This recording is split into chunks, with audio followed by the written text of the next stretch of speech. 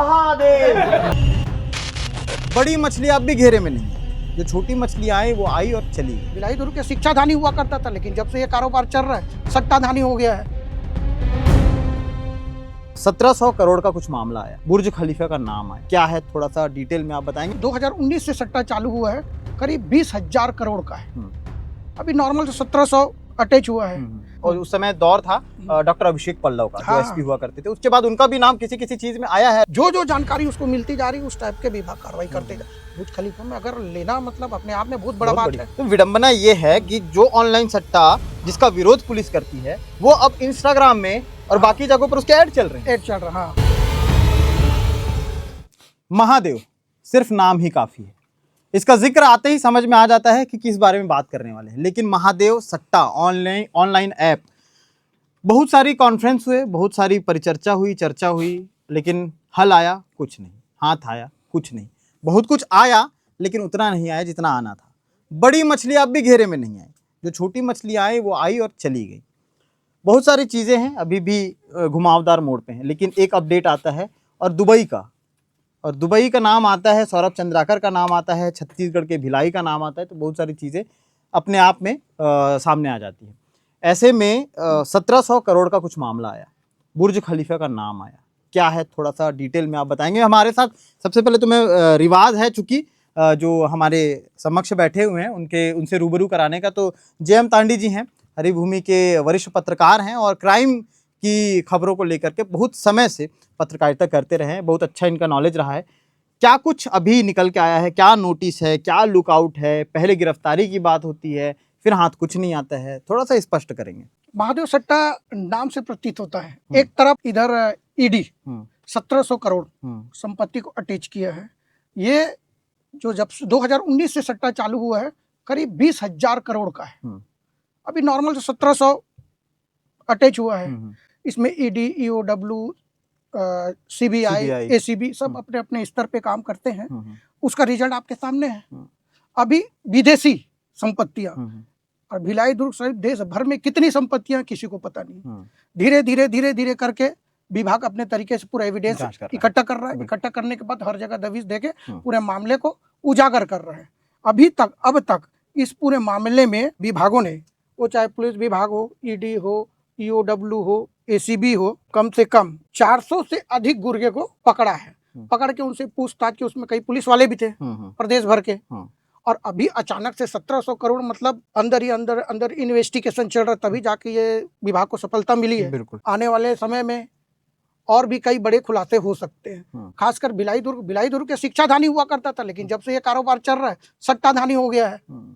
तो अब धीरे धीरे करके पूरी तरीके से क्लियर और स्पष्ट हो रहा है कि सट्टा कौन कौन चलाता है। सट्टा कई प्रकार, ऑनलाइन भी है, लेकिन महादेव सट्टा आने के बाद वो कागजों में जो लिखा जाता था वो सट्टा करीब बंद ही हो गया। अब ऑनलाइन हो गया, हर मोबाइल में सट्टा चल रहा है। अभी जिस टाइप का भी कार्रवाई हुआ है,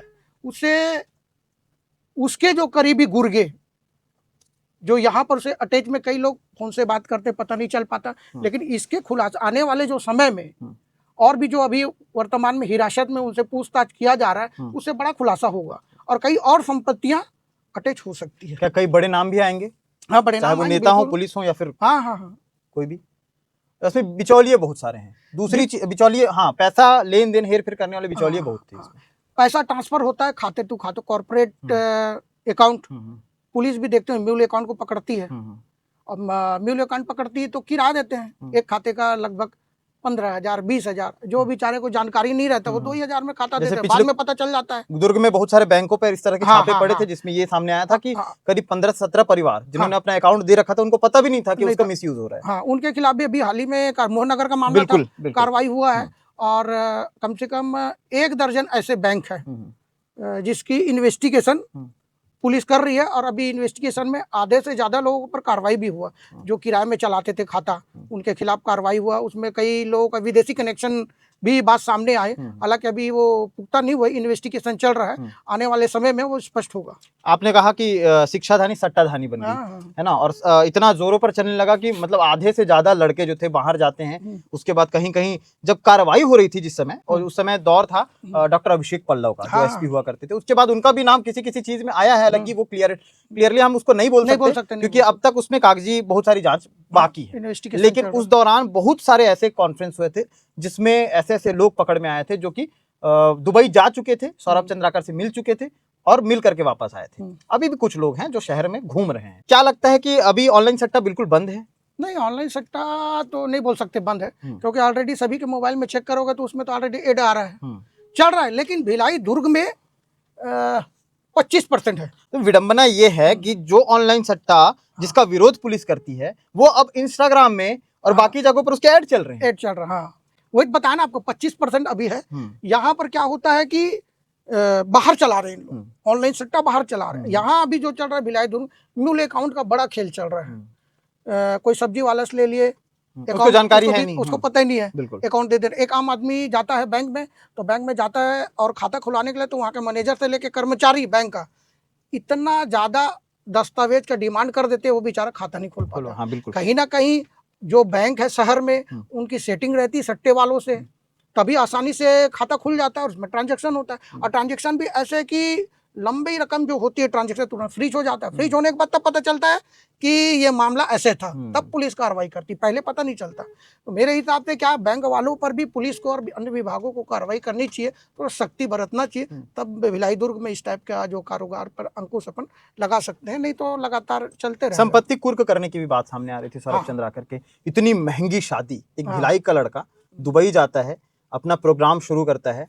एक ऐप बनाता है अपने दोस्त के साथ मिलकर कर, इतनी महंगी शादी करता है कि हीरो हीरोइन उसकी शादी में नाचते नजर आते हैं। देखो 2019 में इसने यहाँ से जाकर, वो ऑलरेडी सट्टा खेलता था, रवि उपल वो दोनों फ्रेंड थे, पहले जमीनी स्तर पे खेलते थे, उसके बाद 2019 में इस ऐप का निर्माण हुआ, ये चल गया वहाँ, रेड्डी बंधु वगैरह से मुलाकात हुई इसकी, उसके बाद ये चला। और इसका बेनिफिट क्या, उस समय कोरोना स्टार्टिंग था, अब घर में आदमी बैठेगा क्या करेगा, सट्टा ही खेलेगा। जो खेलने वाले को तो कमी नहीं है ना, लोगों को जाना पड़ता था, लेकिन पूरा कोरोना का समझ जो लॉकडाउन हुआ था, लॉकडाउन में कोई तो बाहर नहीं निकल, इसलिए इसका बेनिफिट हो गया, बहुत बुम हो गया मतलब वो कारोबार। तो इसलिए ऑनलाइन उस समय से चला भी है, क्योंकि उससे पहले ऑफलाइन बहुत लोग कागज जाकर के जमा करते थे। कई बार तो खबर हमने भी बनाई थी, वही सुपेला का वो जो मार्केट था, लक्ष्मी मार्केट, वहीं पर वो सारी चीजें जमा होती थी, खबरें भी हमने बनाई थी। और इस तरह की चीजें लगातार होती थी। संपत्ति की बात हो गई, सौरभ चंद्राकर की बात हो गई, बुर्ज खलीफा से क्या जो बुर्ज खलीफा है, जैसे अभी हम लोगों ने अखबार में और रिलीज उलीज हम देखे तो बुर्ज खलीफा का नाम आ रहा है, उसकी ऐसे टाइप के कई संपत्तियां हैं, उसको मैं भी नहीं जान पाऊंगा, आप भी नहीं जान पाएंगे, विभाग भी नहीं जान, जो जानकारी उसको मिलती जा रही है उस टाइप के विभाग कार्रवाई करते जा। बुर्ज खलीफा में अगर लेना मतलब अपने आप में बहुत बड़ा बात है, बिल्कुल। और पुलिस अगर चाहे तो क्या दुबई जाकर, कहीं भी जाकर के, किसी भी हद तक जाकर के आरोपी को पकड़ के ला सकती है? क्या किसी को भी पकड़ना, विदेश में कोई व्यक्ति है तो उसका सिस्टम ही अलग है, नियम कानून कायदे अलग हैं, उस नियम कायदे कानून को अपन फॉलो करके वहाँ पहुंचेंगे भी तो वहाँ की सरकार हैंडओवर करेगी कि नहीं करेगी, वो उसमें वो बड़ी बात है, वो बड़ी बात। अगर नहीं करती है तो आप ला नहीं पाओगे ना।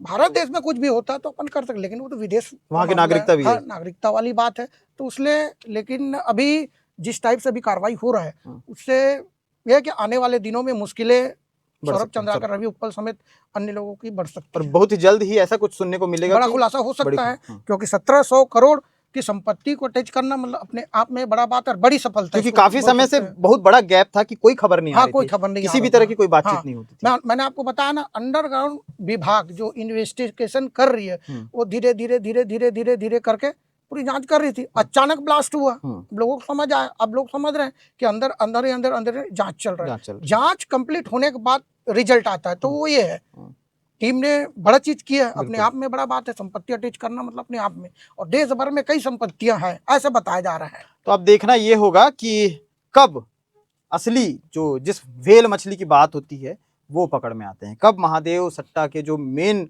लोग हैं वो कब पकड़ में आते हैं, देखना ये होगा। बहुत सारी चीजें हैं, छत्तीसगढ़ में नक्सलवाद खत्म होने की बात की जा रही है लगातार, सरकार कहती है कि वो नक्सल को जड़ से मिटा देंगे, लेकिन शहरों के बीच इस तरह से जो नक्सल का प्रभाव बना हुआ है चारों तरफ, एक ऐसी विचारधारा जो ऑनलाइन सट्टे से होकर के गुजरती हो, उस विचारधारा को कैसे तोड़ा जाए, उसकी कमर कैसे तोड़ी जाएगी, इसी को लेकर के हमने इस विषय पर चर्चा की। चर्चा कैसी लगी और आपको क्या कुछ इस विषय पर नॉलेज है, बिल्कुल कमेंट कर सकते हैं। कहीं अगर कुछ सुझाव देने की बात है तो वो भी आप लिख सकते हैं। इस तरह की खबरें यूट्यूब में देख रहे हैं तो यूट्यूब को सब्सक्राइब करें और इंस्टाग्राम में भी जाकर के हमारे पेज को फॉलो करें, फेसबुक में भी जाकर के फॉलो करें और खबरें देखते रहें। अपडेट लगातार आपको मिलते रहेंगे। शुक्रिया।